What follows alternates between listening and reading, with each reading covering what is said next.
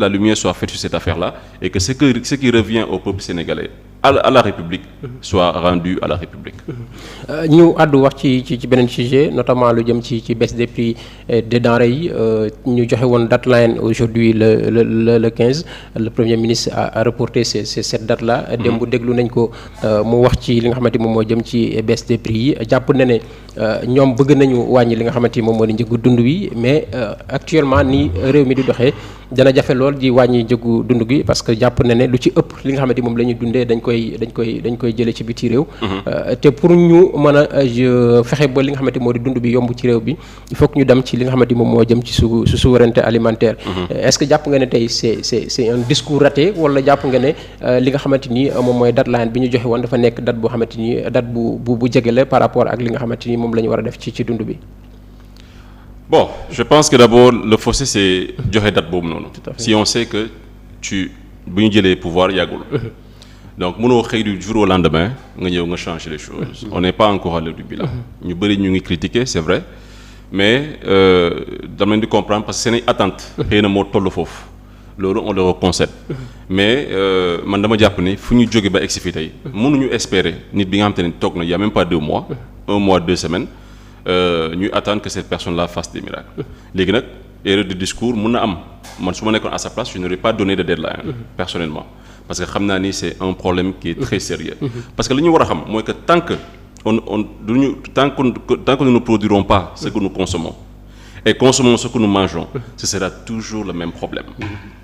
il faut que gars yi ñu comprendre ni prix yi la moo koy yéegal mooy déjà dafa am inflation importée bi nga xam ne kuy jaay ñun boo jël tey le panier de la ménagère 80% des produits yi fa nekk dañ koy importer te c'est des produits yi nga xam te ne ñun mën nañ ko produire fii suñu dëkk donc dañuy importer.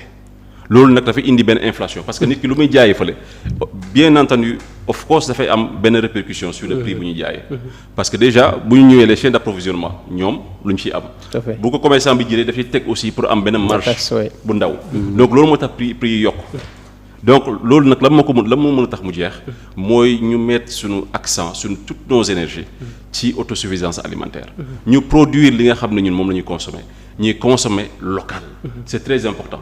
mais le problème mooy que Sénégal même bu ñu demoon tey ba am tey autosuffisance alimentaire il y aura toujours des personnes qui vont dire je préfère le riz de la Thaïlande wala le riz de telle partie et ces mêmes personnes là ñooy jóg après dem di ñaxtu naan que dund bi dafa cher léegi nag comme j'ai dit loolu solution yi bëri na par exemple quand le président Macky Sall est arrivé on a dit qu'en quelques jours les prix avaient baissé grâce à des subventions bon je pense que ça a été la technique traditionnel, c'est donner des subventions. Mais comme le disait un de mes frères, subvention c'est juste transférer le problème ci beneen domaine.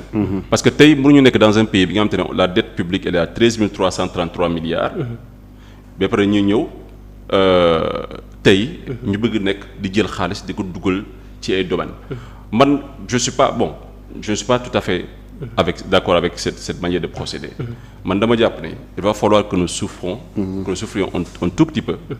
mais que ñu mettre l'accent sur des solutions structurelles maanaam à long terme loolu la ñu war a viser nu ñu def ba améliorer le prix d'achat le pouvoir d'achat du Sénégalais pour moi c'est très important te loolu ça passe bien entendu par la création d'emplois l'accès aux emplois comment faire pour renforcer le secteur privé comment faire pour que béykat yi ñu am doole ñu mën a recevoir les intrants agricoles ba nga xamante ne tey mën nañu développer lu ñuy produire du yàqu ñu mën a développer des industries yi koy mën a transformer créer des milliers et des milliers d'emplois yu permettre Sénégalais ñu mën a liggéey ñu mën a vivre ñu mën a comment dirais-je subvenir à leurs besoins pour man c'est là où l'accent doit être mis léegi nag des solutions pour créer emploi nag bëri na bu ñu fi doon dem fii du ñu fi jógee donc il va falloir que l'État vraiment mu mettre l'accent là-dessus ñu fexe ba Sénégalais bu nekk moo am chance opportunité am xëy am liggéey de gagner son salaire dignement di mën a subvenir à ses besoins. Est-ce que tey mën nañoo jàpp ne ce régime ils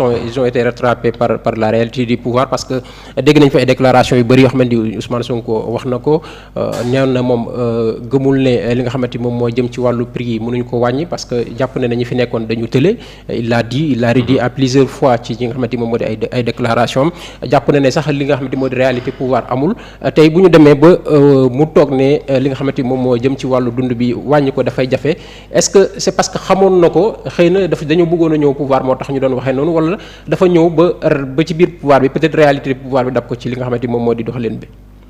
bon man li ma wax dafa leer je pense que pour man ce n'est pas encore l'heure du bilan. moom bu nekkee dafa joxoon deadline. bu nekkoon moom dafa doon wax ni bu toogee automatiquement day changer affaire yi. personnellement suivre mon discours yooyu noonu. mais bu nekkee moo ko wax c'est des erreurs de communication qu'il a commises. il faut que mu accepter ko. tout à fait. parce que nous sommes dans un pays avec énormément de problèmes. donc les attentes sont nombreuses. Ouais. Les problèmes sont nombreux.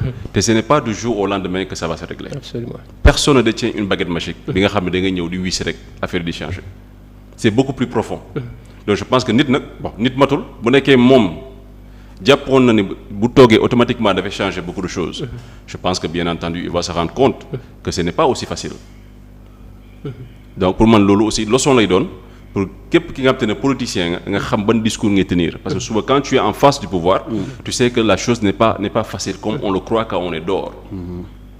donc pour man c'est très très important léegi nag man je dis encore une fois ce n'est pas encore l'heure du bilan. nañ la may tuuti ñu doxal ñu xool qu'est-ce qui va se créer le plus important pour moi ce n'est pas la question du temps pour moi la question du temps c'est du domaine de Dieu.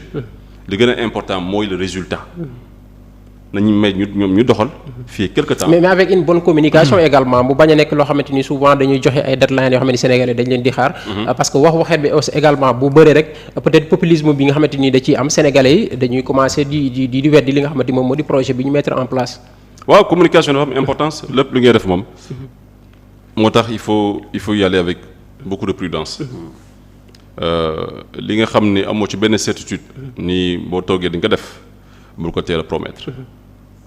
donc pour man la communication elle est très importante. tout à fait wax ni am naa ambition man gëm naa ni il a la volonté. man gëm naa ni il y a la volonté. il y a la volonté du président Diomaye il y a la volonté de tout son gouvernement de changer les choses. parce que ñoom bu ñu gisee Sénégal fu mu jógee bu ñu gisee comment ils ont accédé au pouvoir. bu ñu gisee l'espoir bu ñu suscité ñoom seen élection man pour man xam nañu les attentes du peuple sénégalais. donc loolu man gëm naa ni. ñoom am nañu cette bu ñu sañoon tey nii tous les problèmes seront réglés maintenant ce n'est pas aussi facile. il va falloir que man de personnellement ce n'est pas parce que je fais pas de la coalition Diomaye mais même si je ne faisais pas partie naa leen may un peu de temps ñu may la ñu doxal c'est tout un gouvernement qui a été mis en place des personnes compétentes des personnes yi nga xam te ne la plupart ils ont fait def nañu seen i preuves dans nos domaines respectifs gëm naa ni am naa yaakaar ne bu ñu mayee tout le temps rek ñoom dinañu trouver ce génie là qui va leur permettre de régler beaucoup de problèmes de Sénégalais. Ousmane Sonko a donné rendez-vous d'ici 2 ans jàppoon ne loolu sori na ak projet bi nga xamante ni également proposé woon nañ ko Sénégalais ñu gis ne projet boobu sax mu mel ne ci conseil des ministres bi nga xamante ni moom moo jàll dégg nañ Ousmane Sonko doon wax ne ñu ngi ci élaboration bi dana pare fii ak nga xamante ni moom moo di fin 2024 jàpp 2025. est-ce que réellement projet boobu noonu ça existait parce que gis nañ ne tey par rapport ak li nga xamante ni moom la leen FMI wax ba ñu jàpp ne tey ñoom dañu war a continuer li nga xamante ni moom mooy programme bi nga xamante ni PSE tegoon na ko ci 2023 2026 est-ce que tey ce projet réellement ça existait ci li nga xamante ni moom moo di politique ñoom Ousmane Sonko. man je pense que le projet existe parce que ñun mi rejoindre la coalition Diomaye projet moo tax ñu rejoindre ko. ce n'est pas pour les beaux yeux de Diomaye ou bien les beaux yeux de Ousmane Sonko. le président Diomaye le premier ministre Ousmane Sonko. donc ñun projet la ñu gis on nous a fait une proposition une offre programmatique qu'on a vue. ñu jàng ko ñu gis ni lii méngoo ko nag li nga xam ne ñun moom la ñu gëm vision bu ñu am du Sénégal moom la ñu gëm moo tax ñu ànd ak moom.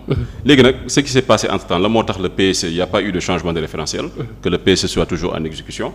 je pense que loolu FMI daf ci am rôle bu important. te bu nga xoolee ñoom bu ñu demee le ministre de l'économie ak le ministre des finances. bu ñu demee à New York.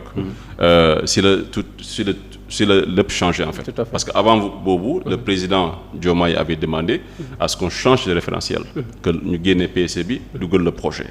donc je pense que vous avez reçu cette information là. la moo tax léegi il y a eu maintenant repli. il y a eu un changement pour man c'est FMI joué sur un rôle important parce que FMI moom bu defee analyse situation économique Sénégal dafa gis ni. malgré les tensions politiques, malgré les crises yu ñu xam au niveau international et au niveau sous-régional, notre économie s'est bien portée. Et on a eu de la croissance, on a eu la baisse de l'inflation. donc benn résilience bi nga xamante ne ñun am nañ suñu économie am na ko. donc mu jàpp ni pour l'instant il faut continuer avec le PSE. et bien entendu en tant que dirigeant de ce pays ñu xam ni on ne peut pas diriger un pays jamono yii sans le FMI. on est bien entendu appelé à écouter les directives les consignes du FMI. léegi nag mu wax ni dans 2 ans pour man loolu si c'est une communication. c'est pour ne pas avoir à dire que PSE la ñuy continuer nekkal man dama jàpp ni c'est juste ça. mais voilà PSE bi moo fi nekk. le projet il existe bel et bien. pour man si c'était pas FMI instant bi dañuy changer référentiel dugal le projet. sama xalaat la encore une fois plus ce n'est pas une science réelle je peux me tromper.